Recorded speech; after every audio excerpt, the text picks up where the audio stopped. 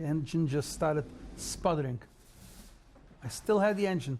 I wasn't gaining altitude, but I wasn't losing altitude. I had an engine. Maybe if the engine would have quit in one shot, maybe I would have tried to ditch in the water. But I still had the engine. You know, I saw that I can keep altitude. If I can keep altitude at 2,000 feet, the closest airport is Teterboro, and I can make it from there to Teterboro at 2,000 feet. There's no obstacles above 2,000 feet. I know the area. So that was the first reaction. I tried to go to Teterboro, the closest airport. That was, as soon as we got inland, the engine just quit completely. When you were coming in, a lot of people said that you were able to avoid kids. Was that intentional, or you just... I picked the field.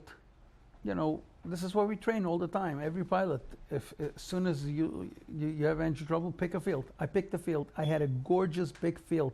I would have made a perfect landing on that field. You can land with no engine. You glide down. Except when I did the turning in to come in, for landing, so it was full of kids. So we opened the window, and Eric, my partner, and I, we were yelling out, move away, but these kids had no clue what we want. And, they came to me in the hospital, and they said, you didn't make any noise. I said, exactly. Had I had an engine, had I had the noise, the engine didn't need all that. Of course, it was quiet because there was no engine. And instead of coming into the big field, I just took the smaller field and pushed it down. Went over the wire. There was a wire over there. Went over the wire. I remember going over the wire, watched out for the wire, and just landed down. But I had no runway length, so pushed it down to the ground. Certainly, you're lucky things weren't worse than it. I mean, bad as it was, it could be a lot worse. From what I heard, I have like a sort of a media blackout over. I'm in bed and I don't have any media here.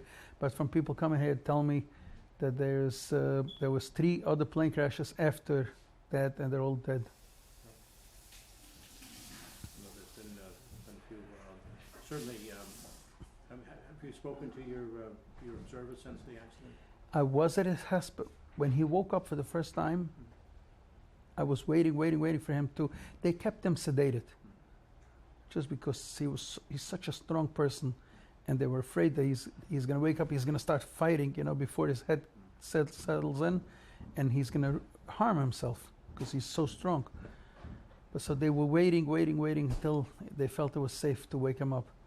And I went up to him, and my family and friends, they took me up with the hospital bed to his room. So he's doing okay too.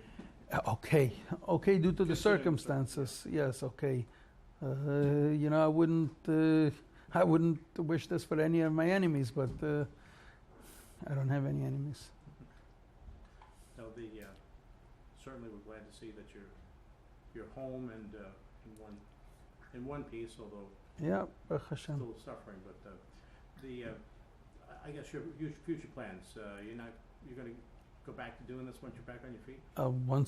Once I'll be able to, hopefully, yes. If you ever seen car accidents, bus crashes? Don't you go on to a car or to a bus anymore? The safest way of travel is by air. Statistically, safest way of travel. Yes, there's a mishap. Yes, but if you see a car accident or whatever, you're not going into a car anymore. Feel lucky? If I feel lucky, yes. What can I say? Due to the circumstances, if you're in a car accident and you come out intact, are you lucky? Yes, I'm lucky. Of course, I'm lucky. God was on my side. That's good. Glad to see you up and at least functioning, and hopefully you won't have to have too much. This is just going to be a long recovery. Long recovery. And it's not a pity on me. It's a pity on my wife. She's so strong. And, holding up through this whole thing, she is very strong. And it's a pity on her because the whole burden, everything falls on her. Certainly you have a lot of support from people in the community, too. Yes, a lot of support, and from the Coast Guard. Commander Moose from the Coast Guard in her hardest times, my wife, when she learned about this, she learned about it a couple of hours later, and during the hard times, Commander Moose was there holding up with her. She was staying by my bedside.